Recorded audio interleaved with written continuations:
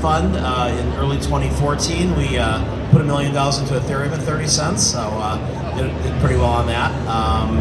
And then currently also LP at OP Crypto and a GP at two other funds, Tradery Labs and Tradecraft. So, and delighted here to have two other talented venture partners. And you know, a lot of times they say there's not enough opportunity for women in the crypto space.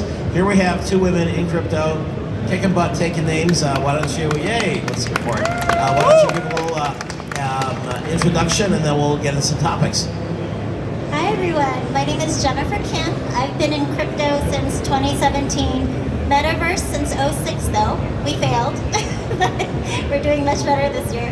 I have two startups on Hedera Hashgraph, which is the greenest, most used DLT, layer 1. And I also manage a fund for the HBAR Foundation, and we invest in women. So I have a cohort of 5 that I will be introducing to the world soon. And we're just trying to make more opportunities for women by injecting them with some capital and mentorship. Awesome. And hey everybody, my name's Alana. I'm also under Trading Female on social, but I work at Redbeard Ventures. We're a Web3 VC. We have both a syndicate and a fund. We've been around for about 18 months, but we've invested in Sandbox, Dapper Labs, Wilder World, Super Rare, and about 100 other different Web3 crypto companies. I also am the founder of the Girls Table, just to highlight women voices in both crypto and Web3. It's excited to be here with you both and talk to you. Fantastic. Okay, so I'm going to start off. Obviously, this is NFT related with the Expoverse, but our panel is on blockchain. So let's back up and talk just in general about blockchain, crypto, Web3, which wasn't called Web3 until, you know, kind of NFTs and the metaverse came around. This is, I think, my 4th crypto winter. So everybody usually freaks out when the prices go down from the all-time high and say everything's dead. I usually just look and say it's time to go and find some great entrepreneurs who are not asking way too much for their seed valuation and or to go build things myself. What is your experience been with kind of crypto winter and the bull market and your strategies for investing and incubating your projects? That's a great question. So this is my 2nd bull market, and we have a big fund. It was announced last year. It's $5 billion. It's the largest fund in Web3. And you know, despite market conditions, we're meeting a lot of great founders and a lot of great projects. So I'm trusting in these founders to build and really execute their visions and their projects, and I'm not worried. I'm meeting the best. So that fund is specifically to Hashgraph ecosystem? Yeah, so it's the HBAR Foundation.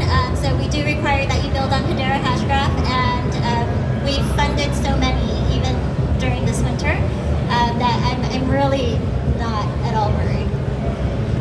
Alana? Yeah, so it's affected us in 2 different ways. One, we're actually raising our fund right now, so we're 50% of the way through our target.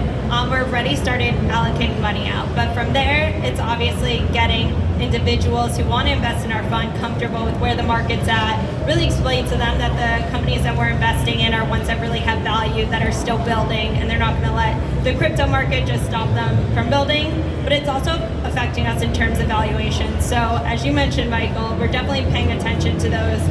I think if you look back at a year ago, we weren't really able to push back on valuations. Like whatever they said, when there was so much want from different venture funds to get into these exciting Web3 companies. But I think now we're really able to push back and ask them, like, where are they coming up with their number of valuation? Why should it be valued so high if it's no product, pre-seed company? So it's an exciting time in venture because I do think we're able to get in companies at a lower valuation, but I truly believe that the people that are still building are still providing value, even with this market. But would love to hear how it's affecting you as well, Michael. Yeah, no, I would agree with that. I would say that you have a different strategy in the bull market than you do in a bear market. In a bull market, you know, quite often if you're looking at something and taking too long to do your due diligence, you miss out. Some of the larger funds, the Panteras of the world, etc., I wouldn't even show them certain deals that I was incubating, knowing that they're going to take too long. They started as we got further along into the cycle, they'd have like maybe a small little pocket to get in, into like 50 and 100 grand, allotments, because their usual slice is like maybe 4 million average. And if something's going and it's doing an early allotment and it sells out in a day, they don't have even time to go meet with all their partners, right? And they'll be like, that's okay, we'll get it later down the road. But in some cases, if it was a token only deal, there is no down the road. I mean, basically they get in and they go and list, and all of a sudden they don't need any more money.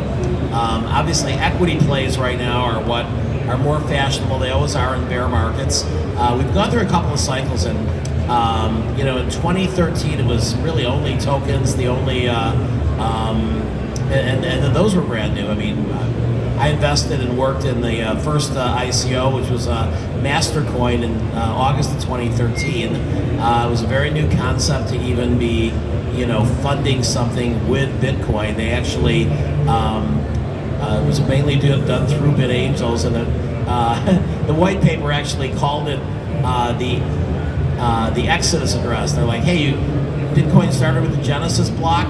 Mastercoin's going to start with the Exodus address. You're going to leave the blockchain and you're going to go and start this one. Actually, it was just a wallet that kind of went into the foundation, but they did raise $600,000 and had all sorts of warnings about how risky it was. It was a 200x in 4 months. So obviously there was some, big outsized returns in the early days. And then all the bull markets there have been. I mean, even this last one, there were several 100x opportunities that happened if you got in, at a penny and, Polygon when it was still called Matic. That went pretty quickly to $1, and then I think at their height they were 2.5, and there were several other ones. Solana, went out at, they had a coin list offering at 20 cents, went up over $200 in less than a year, and so in bull markets, those things happen. In bear markets, you can have some really promising tech, and the prices are really beaten down. So obviously, one thing as an investor through the cycles you're going to look at is finding these great companies when they're still, kind of hungry and looking for their first funding and not getting people rushing at them. And really taking time, because there's not this huge rush to pack the portfolio and then recycle very short time frames, because in the ICO cycle of TezTowm.